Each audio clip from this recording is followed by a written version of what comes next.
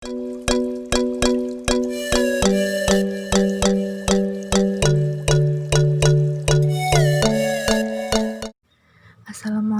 warahmatullahi wabarakatuh, teman-teman. Baiklah, pada kesempatan ini kita akan membahas tentang ilmuwan Muslim pada masa dinasti Abbasiyah. Yang pertama adalah Ali ibnu Rabbani At-Tabari, yaitu seorang penemu pertama ensiklopedia kedokteran.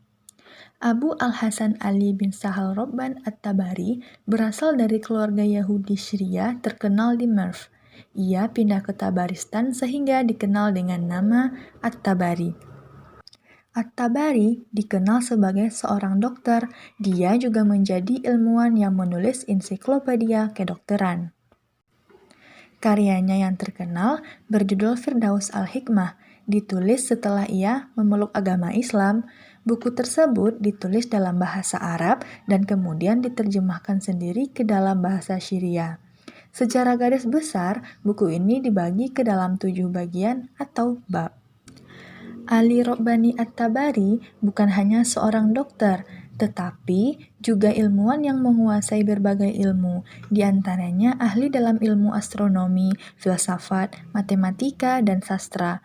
Ia merupakan guru Zakaria Abu Bakar Ar-Razi, yaitu seorang ahli pengobatan muslim terkenal lainnya.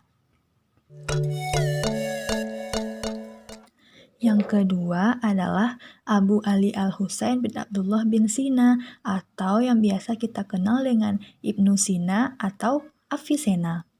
Ibnu Sina lahir pada bulan Safar 370 Hijriah bertepatan dengan Agustus 980 Masehi di Ishfina, suatu negeri kecil di Bukhara.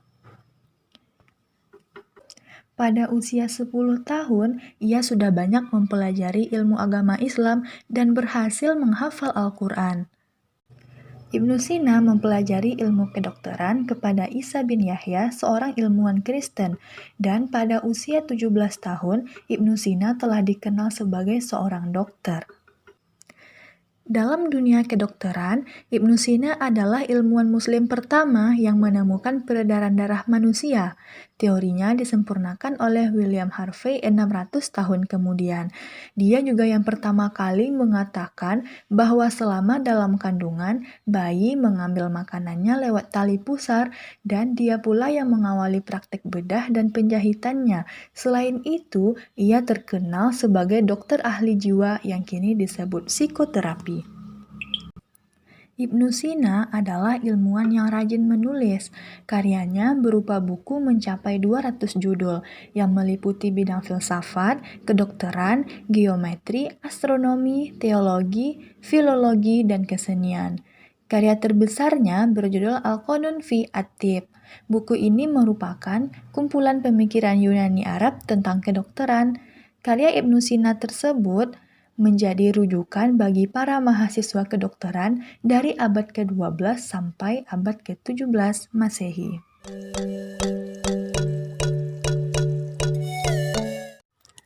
Yang ketiga adalah Abu Bakar Muhammad bin Zakaria Ar-Razi, atau yang biasa kita kenal dengan Ar-Razi.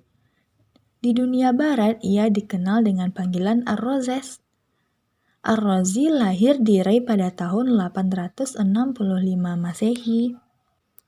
Ar-Razi merupakan murid dari At-Tabari. Ar-Razi menjadi seorang dokter dan filosof besar pada zamannya. Karyanya sudah mencapai 232 buku atau risalah dan kebanyakan dalam bidang kedokteran. Karya tulis hasil penelitiannya yang termasyhur adalah Al-Hawi, sebuah ensiklopedia kedokteran yang terdiri dari 20 jilid.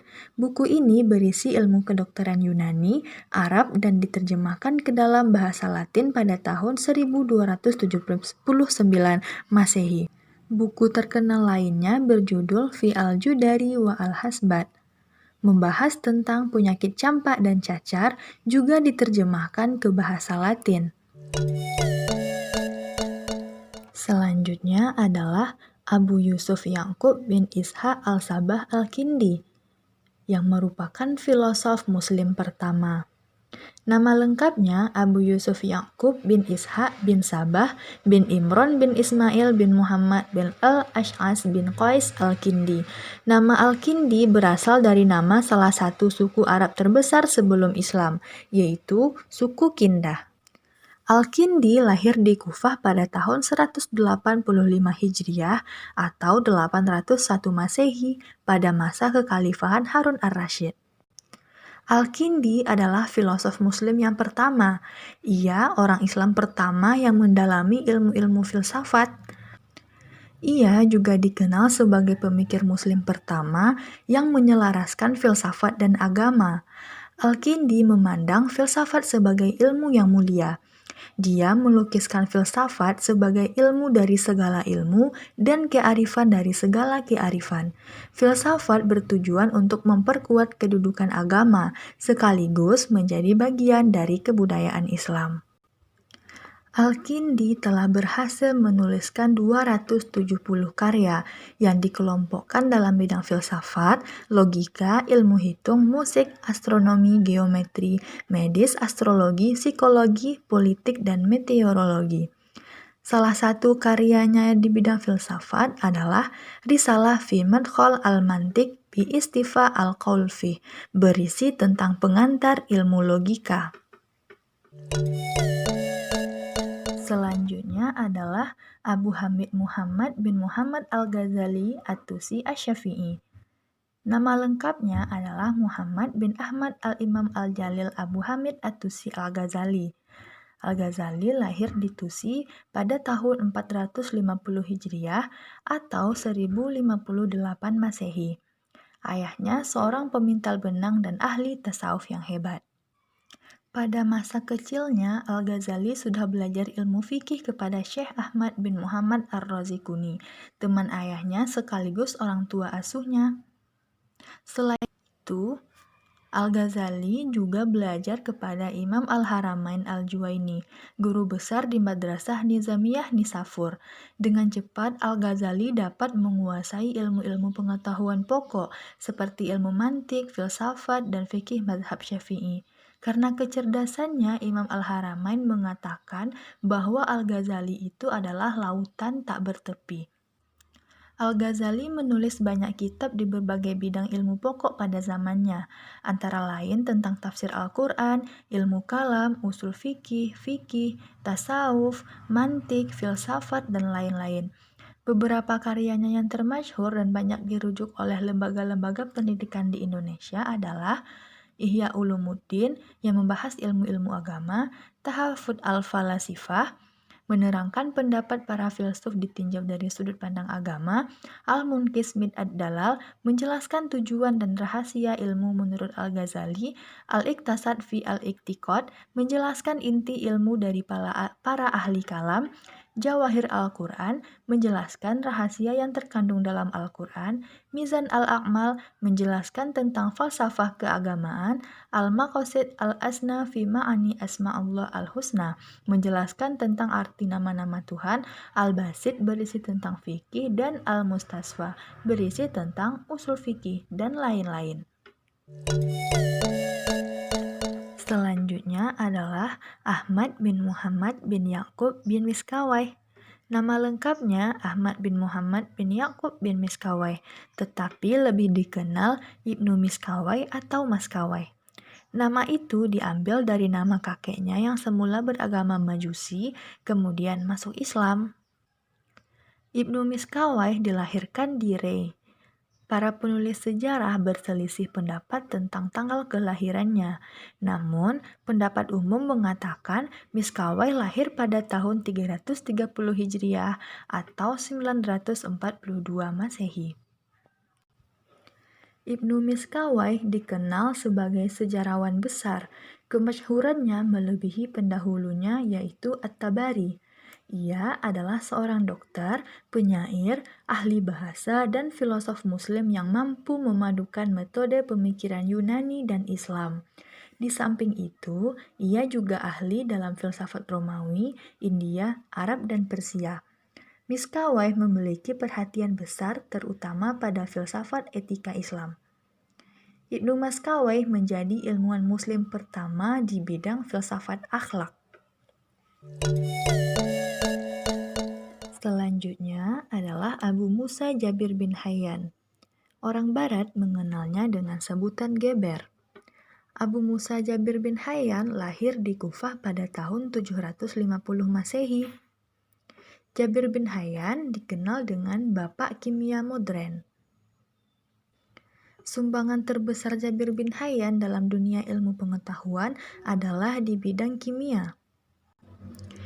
Ia mengembangkan teknik percobaan secara terencana dan beraturan di dalam penelitian kimia sehingga setiap eksperimen dapat direproduksi kembali. Jabir menekankan bahwa jumlah zat itu berhubungan dengan reaksi kimia yang terjadi. Penemuan Jabir itu dapat dipandang telah merintis ditemukannya hukum perbandingan tetap. Sumbangan lainnya yang penting antara lain dalam penyempurnaan proses kristalisasi, distilasi, kalsinasi, sublimasi, perubahan langsung zat padat menjadi zat cair, dan penguapan serta pengembangan peralatan untuk melakukan proses-proses tersebut.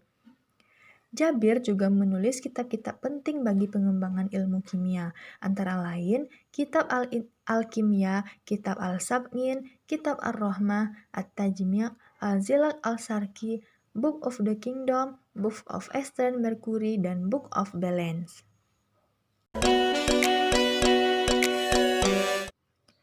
Selanjutnya adalah Muhammad bin Musa Al-Khawarizmi. Nama lengkapnya adalah Muhammad bin Musa Al-Khawarizmi atau Abu Abdullah Muhammad bin Ahmad bin Yusuf. Biasanya dikenal dengan Al-Khawarizmi. Tahun kelahirannya ada banyak pendapat. Ada yang mengatakan Al-Khawarizmi hidup di sekitar pertengahan awal abad ke-9 Masehi. Sumber lain mengatakan ia hidup di Khawarizmi, Uzbekistan pada tahun 194 Hijriah atau 780 Masehi. Al-Khawarizmi adalah ilmuwan pertama kali yang memperkenalkan ilmu aljabar dan hisab. Pengetahuannya dalam bidang matematika menghasilkan konsep-konsep yang masih digunakan sampai sekarang. Beberapa karyanya yang menjadi sumbangan besar bagi pengembangan ilmu pengetahuan modern diantaranya adalah Al-Jabar wa Al-Muqabalah, yaitu pemakaian sekans dan tangen dalam penyelidikan trigonometri dan astronomi, Hisab Al-Jabar wa Al-Muqabalah, yaitu contoh-contoh soal matematika.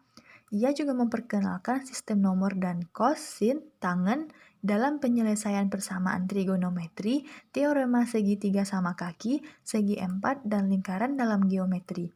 Kemudian ia juga memperkenalkan ilmu perbintangan atau astronomi, cabang-cabang ilmu matematika seperti geometri, aljabar, dan aritmatika. Dan dia juga memperkenalkan angka 0 itu memiliki nilai dengan angka 0 terbuka jutaan kemungkinan. Dari gagasan inilah operasi penjumlahan, pengurangan, perkalian, dan pembagian bisa jadi lebih mudah dan sederhana. Kemudian ia juga memperkenalkan pengembangan sistem nilai tempat desimal dengan angka 1-9 sebagai angka, sekaligus pengisi nilai tempat dan angka 0 sebagai angka saja.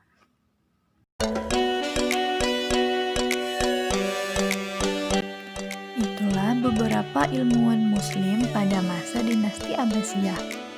Luar biasa bukan? Semoga bermanfaat. Terima kasih. Assalamualaikum warahmatullahi wabarakatuh.